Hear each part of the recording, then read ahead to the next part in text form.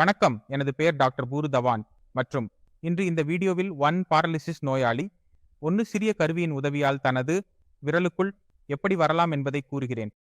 எப்போது யாருக்காவது பாரலிசிஸ் ஏற்படுகிறது, முழுமையான மீட்பு ஏற்படுகிறது, ஆனால் கையில் பலவீனம் எங்கு எங்கு இருக்கும்? குறிப்பாக விரல் வலிமையை அதிகரிக்க விரும்பினால் நமக்கு சில நடவடிக்கைகள் எடுக்க வேண்டும். நமக்கு என்ன செய்ய வேண்டும்? அதற்காக அதிக உடற்பயிற்சி செய்ய வேண்டும். ஏன் செய்ய வேண்டும் என்பதையும் புரிந்து கொள்ளலாம்.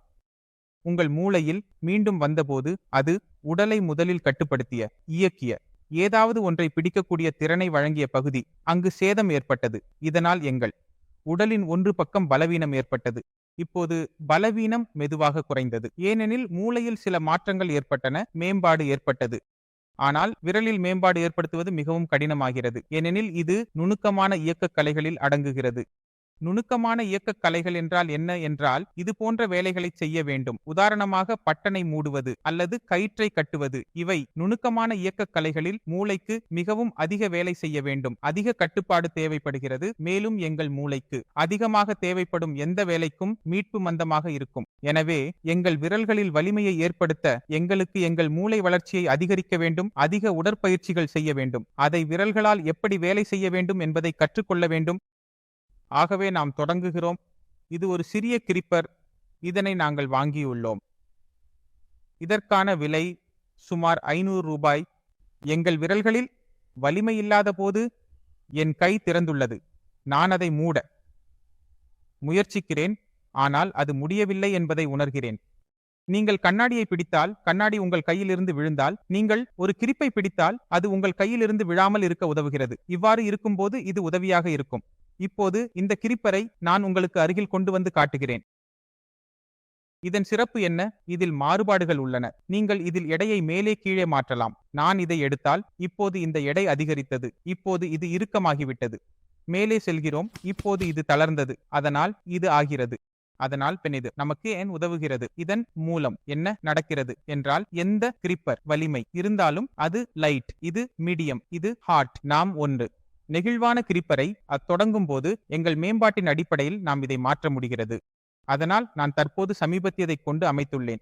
இது முற்றிலும் சோதனையில் உள்ளது. எனவே மிகவும் சுலபமாக நடக்கிறது. நீங்கள் எப்போதும் மெதுவாக தொடங்க வேண்டும், முயற்சிக்க வேண்டும்.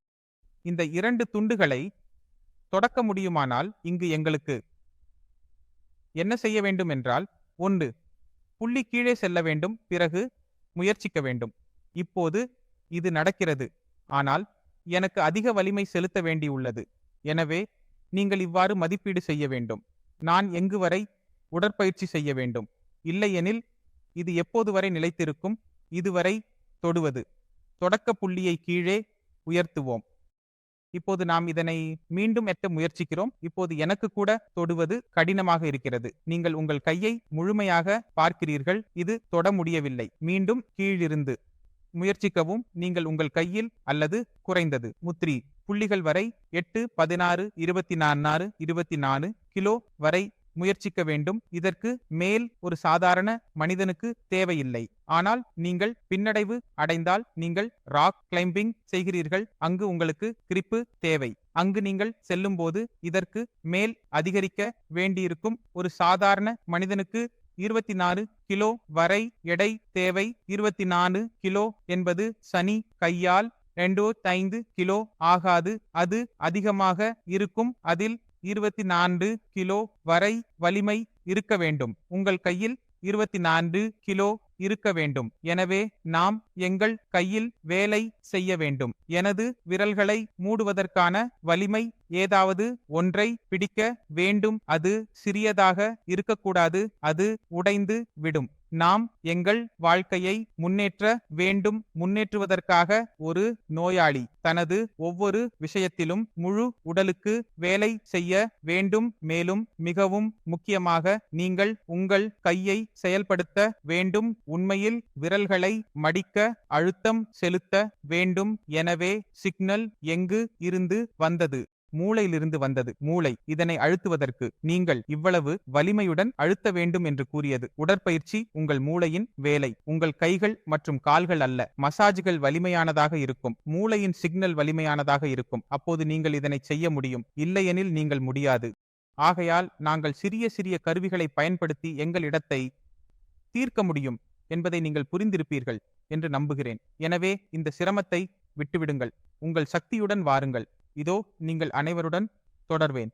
அடுத்த வீடியோவில் சந்திப்போம். அப்போது வரை வணக்கம்.